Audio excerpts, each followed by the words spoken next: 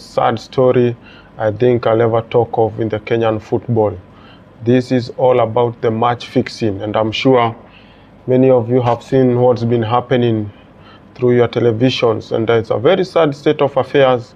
But again, like always, these are conversations that unless we have and we plan our next step on how to handle this, it's never going to be done by anyone. So my first question that I would like us to ask ourselves, how is this happening? And like you've seen, okay, I'll not tell you not to believe what you've been shown on the television. People are speaking up, which is very good of them. But now, how many of those that are doing this thing behind the scenes that are not speaking up? How many players on the receiving edge? How many coaches are doing this? How many team managers, team chairmans have been doing this? And as always I've been saying, I've been in Kenyan football and I know what happens in the scene. And somehow the Kenyan football is almost the same as what happens to our Kenyan politics. Whatever they portray in front of the cameras is totally different of what is happening behind them. So, last time I saw that one team manager, I think a CEO or something from one of the Kenya Premier League teams came forward and saying, look, this is how it's been happening, this is what I've been able to intercept, and this is the information I have, which is a very good thing of you, Mr. CEO or Mr. Team Manager, wherever you are. I'm not sure of your position in the team, but thank you so much for coming forward. So, other than that, why is this happening and who are the facilitators?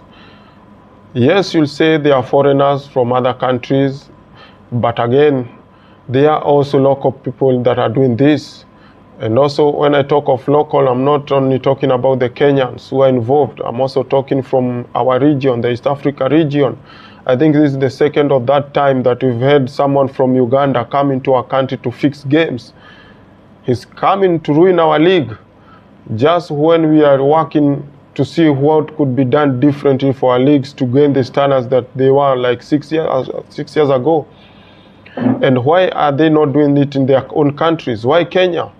So to me, that shows that the fact that the foreigners are able to come into our country and to do the business they are doing, which is very illegal and so sad, it also shows us that our league has a meaning. It's only the stakeholders and shareholders that are doing it in a very unprofessional way. So these foreigners, how do they start? How do we even get to a level that I saw one of the fixers saying they can organize the game with the team coaches or team managers, as you like to call them? It has gotten to that level. No, when I tell you how many people are not speaking up, I might have a guess. Maybe in every 5 games that are playing in a one weekend, we have like 4 teams or 3 teams that are playing under match fixing, but no one is willing to talk. The consequences are what they fear, but most importantly, not the consequences at all. It is what they are going to lose when they speak up. Because you're not telling me a player who's not been paid for 6 months is going to talk of something that is going to pay him immediately after the game. I'm not encouraging it to happen, but let us look of what could be done so fast and so easy before we can even get to legislation and people being arrested, people being charged for this chaos. But now, are we handling the issue that is at hand? Are we handling the roots? Are we willing? Because if a player is going to be sleeping hungry in their homes and someone is coming there to offer them $5,000, $10,000 within hours, they just need to follow the rules and execute what they've been told. How sure or how fair are we to expect them to not execute what they've been told or what has been planned for? So this issue is cutting across board, and it is so sad because if something is not done, every one of you understands what will happen to our football, what will happen to our league. We better lose anything else, but not the trust that we have from our small group of fans that still believe in Kenyan football.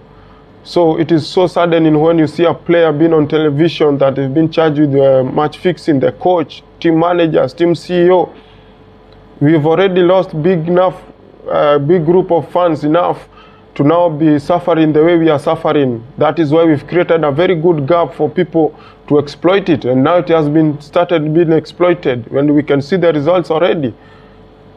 And we're still talking of how to get sponsors on board on our football. Guys, do we even know where we are going?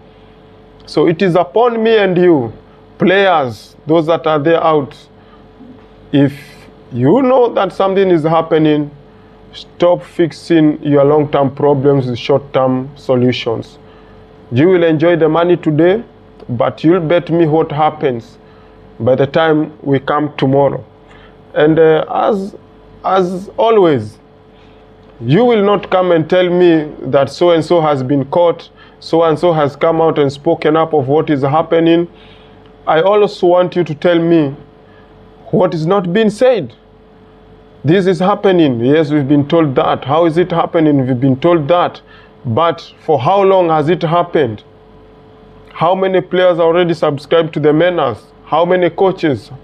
How many CEOs? How many clubs? Because to some extent, I know the Kenyan football, there are teams that have gone for 3-4 seasons with they've had no sponsors, no one to finance their budget. So we don't expect them to be an exception. In Kenya, these people cannot be this loyal. So also let us ask that question. What is not being told to us? Because it is also a collective measure on knowing how to go about this from this point to way forward. And it is all upon us. Take your time, listen to what you are told, but also take time to listen to what you are not told. Because that is also the most important thing and the way forward that we can handle this. And once we do that, I hope we can have a very clear and logic way of handling this. So what is my take on this, guys? As always, we leave our players, our teams, and our leagues to handle their menace, their issues. The only time we as Kenyan fans we want to be enjoyed with these teams is when things are good. But this is not the time to do that. It is my humble request, each and every one of us that believes in football, those that loves football, let us come on board. Let us help these people fight this menace. Because again, in as much as we'll enjoy watching other leagues, which is so uncalled for, we are not willing to support our own, but you are willing to support those that you don't even know. As always, this is a story of Kenyan football. Again, a sad story, but that one for another day, we can leave it aside. Help that player that you know, help that coach that you know, and for you coaches and players, managers, CEO, also speak up, share, even if you're not courageous enough to go to the media. Share with those that are around you that you know they really have the passion, they have the zeal to see our football succeed. And with sharing 1, 2, 3 persons, I know soon becomes a conversation and we are able to get a path or a direction on how to find a solution towards what was going through.